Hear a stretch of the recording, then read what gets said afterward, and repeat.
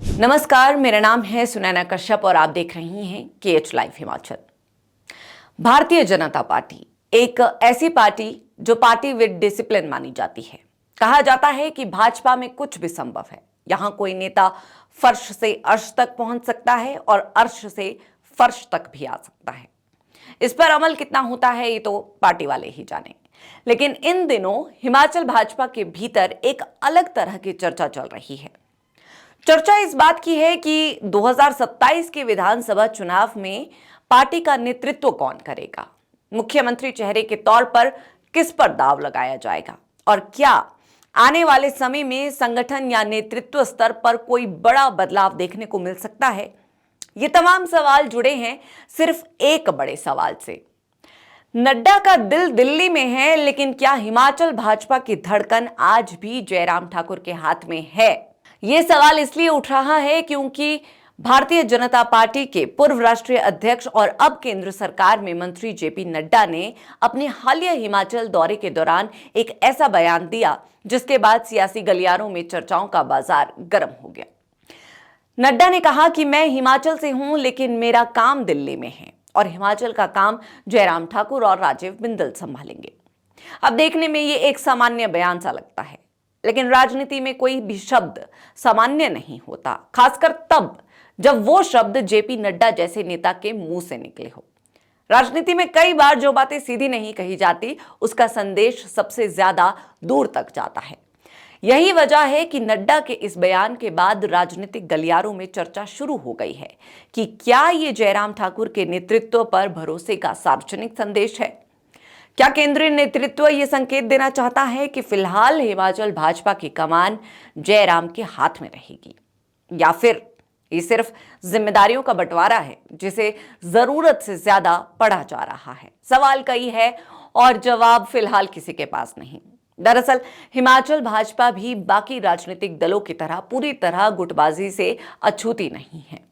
कांग्रेस की तरह भाजपा में भी अलग अलग नेताओं के समर्थक है, अलग अलग राजनीतिक धाराएं हैं और अलग अलग महत्वाकांक्षाएं भी हैं। फर्क सिर्फ इतना है कि भाजपा में ये बातें सार्वजनिक रूप से कम दिखाई देती है, लेकिन इसका मतलब ये नहीं कि अंदर खाने कोई हलचल नहीं होती। राजनीति में जहां सत्ता की संभावनाएं होती है, वहां दावेदार भी पैदा होते हैं और समर्थक भी। 2027 का चुनाव भले अभी दूर हो, लेकिन राजनीतिक दल चुनाव की तैयारी मतदान से कई साल पहले शुरू कर देते हैं। यही कारण है कि मुख्यमंत्री चेहरे को लेकर चर्चाएं भी अभी से शुरू हो चुकी हैं। भाजपा के कई नेता ऐसे हैं जिनके समर्थक मानते हैं कि भविष्य में पार्टी उन्हें बड़ी भूमिका दे सकती है। कुछ नेता संगठन में मजबूत पकड़ रखते हैं, कुछ दिल्ली के करीबी माने जाते हैं और कुछ अपनी क्षेत्रीय ताकत के दम पर आगे बढ़ने की कोशिश में है। ऐसे में नेतृत्व को लेकर चर्चा होना स्वाभाविक भी है। हालांकि अगर मौजूदा हालत की बात करें तो जयराम ठाकुर आज भी हिमाचल भाजपा का सबसे बड़ा चेहरा नजर आते हैं। 2022 का चुनाव भाजपा हार गई, लेकिन जयराम ठाकुर की स्वीकार्यता पर कभी कोई बड़ा सवाल खड़ा नहीं हुआ। विपक्ष के नेता के तौर पर भी वो लगातार एक्टिव हैं और भाजपा के लगभग हर बड़े कार्यक्रम में सबसे प्रमुख भूमिका निभाते दिखाई देते हैं। यही वजह है कि जब भी 2027 के मुख्यमंत्री चेहरे की चर्चा होती है तो सबसे पहले जयराम ठाकुर का नाम ही सामने आता है। लेकिन राजनीति कभी सीधी रेखा में नहीं चलती। यहां परिस्थितियां तेजी से बदलती हैं और फैसले भी समय के हिसाब से लिए जाते हैं।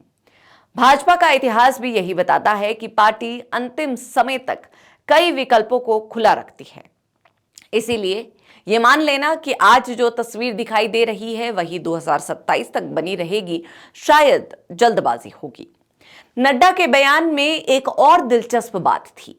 उन्होंने सिर्फ जयराम ठाकुर का नाम नहीं लिया, बल्कि राजीव बिंदल का भी उल्लेख किया। इसका भी अपना राजनीतिक महत्व है। जयराम ठाकुर जहां विपक्ष का चेहरा है, वहीं राजीव बिंदल संगठन की कमान संभाल रहे हैं। भाजपा में संगठन की भूमिका हमेशा बेहद महत्वपूर्ण रही है। पार्टी मानती है कि चुनाव केवल चेहरे के भरोसे नहीं जीते जाते, बल्कि मजबूत संगठन ही जीत की बुनियाद तैयार करता है। ऐसे में दोनों नेताओं का नाम एक साथ लेना कई तरह के संकेत देता है। सवाल यह भी कि अगर नेतृत्व में कोई बदलाव नहीं होता और जयराम ठाकुर को ही आगे रखा जाता है तो क्या वो सभी नेताओं और गुटों को साथ लेकर चल पाएंगे? हिमाचल की राजनीति में कई बार यह देखा गया है कि चुनावी मुकाबला विपक्ष से कम और अंदरूनी समीकरणों से ज्यादा प्रभावित होता है। भाजपा भी इस सच्चाई को अच्छी तरह समझती है। दूसरी तरफ यह मान लेना भी गलत होगा कि जेपी नड्डा का ध्यान अब हिमाचल की राजनीति से हट चुका है। भले ही उन्होंने कहा हो कि उनका काम दिल्ली में है, लेकिन उनकी राजनीतिक जड़ें हिमाचल में ही हैं। इसमें कोई दो राय नहीं है। प्रदेश भाजपा का लगभग हर बड़ा नेता उनसे किसी न किसी रूप में जुड़ा हुआ है।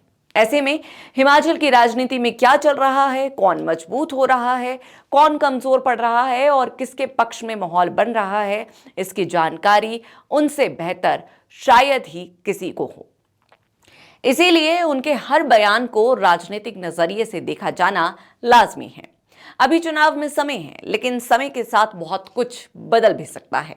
राजनीति में निष्ठा, नाराजगी, दोस्ती और विरोध सब कुछ परिस्थितियों के अनुसार बदलता रहता है।